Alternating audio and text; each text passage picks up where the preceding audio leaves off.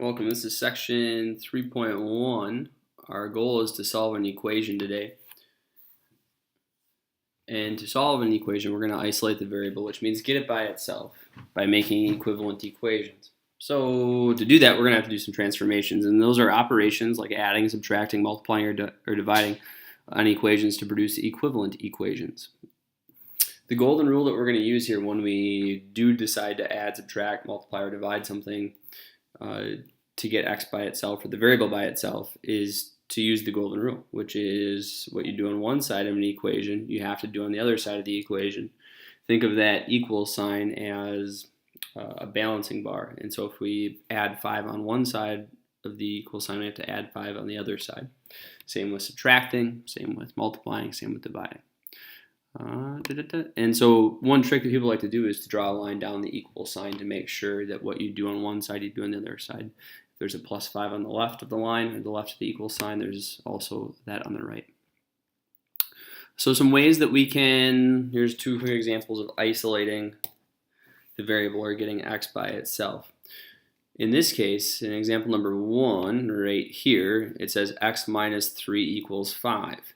So what does x have to be to make this statement true? What is the solution?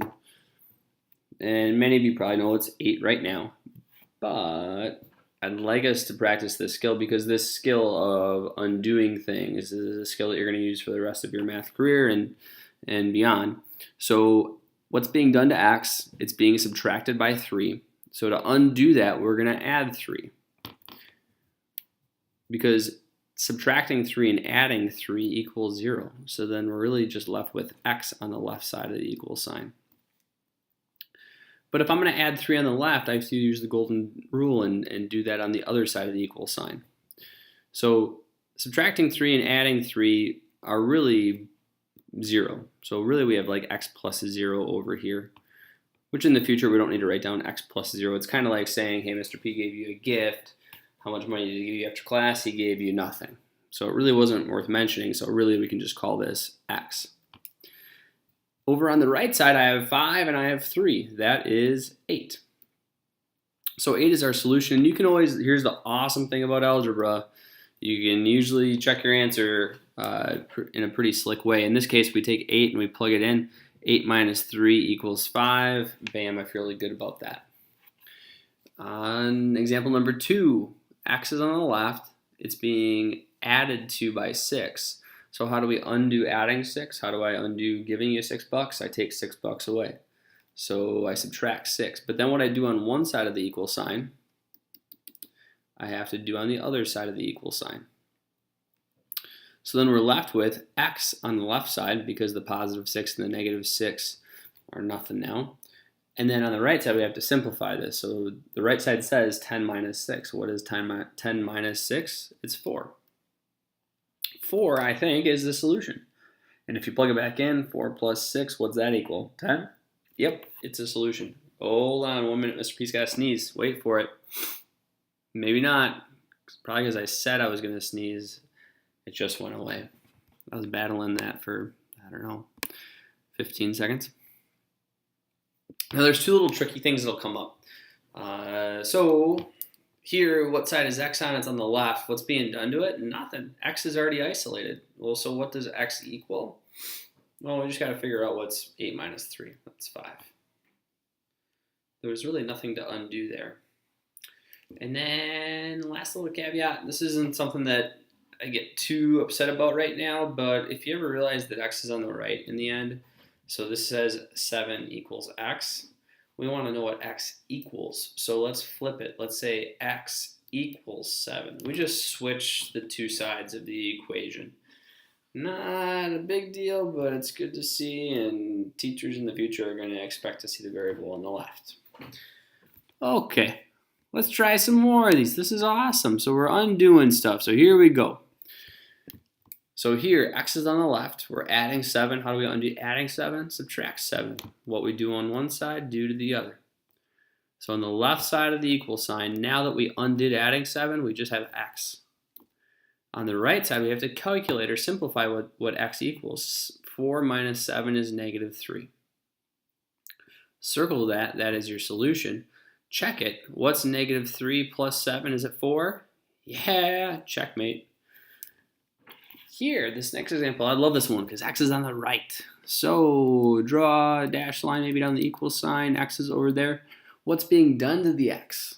On the right side of the equation. X is on the right side of the equal sign, so just focus on this side to get it by itself. Right now, x is being added to by 3, so we need to subtract 3. On the right side, the positive 3 and the negative 3 equal nothing. So on the right side now, we just have x. On the left side, we simplify that and we figure out what the answer is. So negative 2 minus 3 is negative 5. And now here's where we could, kind of like we talked about up here, we could switch the x and the answer. So x equals negative 5. And circle that. This is right here, okay. Meh. This is better. Smiley face. Because x is on the left.